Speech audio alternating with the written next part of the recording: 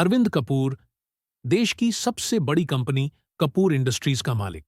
पैसा, शोहरत, बंगले, गाड़ियां, सब कुछ था उसके पास। लोग उसे सलाम करते थे, पर उसके अंदर एक खालीपन था। वो जब भी आईने में खुद को देखता, उसे एक सवाल सताता। मैंने बहुत कुछ खरीदा, पर क्या मैंने जिंदगी खरीदी है? एक दिन अपनी मीटिंग खत्म कर वो रात में अकेला घर लौटा। मेज पर खाना रखा था, पर किसी ने साथ नहीं खाया। बड़े बड़े झूमर थे, पर कमरे में सन्नाटा था। उसी पल उसके अंदर से आवाज आई, अरविंद, तू सबका मालिक है, पर खुद अपनी जिंदगी का नहीं। अगली सुबह अरविंद ने कुछ ऐसा किया जो किसी ने सोचा भी नहीं था। उसने अपने सभी मैनेजरों को बुलाकर कहा, आज से मैं छुट्टी पर जा रहा हूं। कितने दिन की, ये मुझे भी नहीं पता। फिर उसने एक पुरानी शर्ट, फटी जीन्स पहनी और शहर के पुराने मोहल्ले की ओर निकल पड़ा। नाम बदल लिया। अब वो अर्जुन था, एक बेघर आदमी। किसी को नहीं पता था कि अरबपति अरविंद अब सड़कों पर सोएगा। पहली ही रात उसने महसूस किया कि भूख कैसी होती है। दुकान के पीछे पड़ा बासी रोटी का टुकड़ा उसने उठाया और खा लिया। उसने देखा, वहीं कुछ बच्चे और एक लड़की बैठी थी, जो उन बच्चों को खाना बांट रही थी।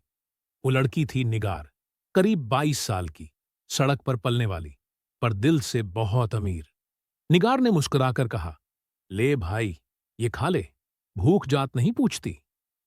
अरविंद को पहली बार किसी ने बिना पहचान, बिना मतलब इज्जत से बात की थी। निगार दिन में कचरा बीनती, रात को झुग्गी के बच्चों को पढ़ाती। अरविंद रोज उसके साथ रहने लगा। कभी चाय बेचने में मदद करता, कभी बच्चों को कहानी सुनाता। वो देखता रहा, इस गली में सब गरीब थे, पर एक दूसरे के लिए जी रहे थे।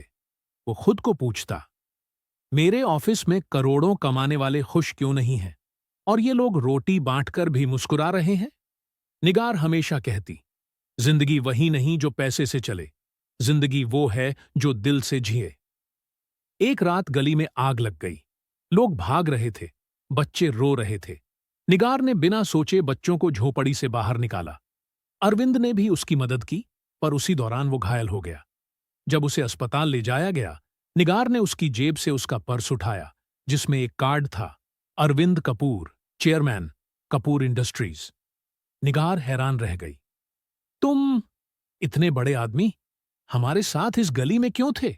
अरविंद ने कमजोर आवाज में कहा, क्योंकि मैं जानना चाहता था कि असली जिंदगी क्या होती है, और अब पता चला है। निगार, जिंदगी तुम जैसे लोगों के दिल में बसती है। कुछ दिन बाद अरविंद अपने असली रूप में कंपनी लौटा। मीडिया और लोग चकित थे, मालिक कहां गायब था? पर अब वो पहले वाला अरविंद नहीं था। उसने कंपनी में बड़ा बदलाव किया। हर साल मुनाफे का हिस्सा झुग्गी बस्तियों के बच्चों की शिक्षा पर खर्च होगा।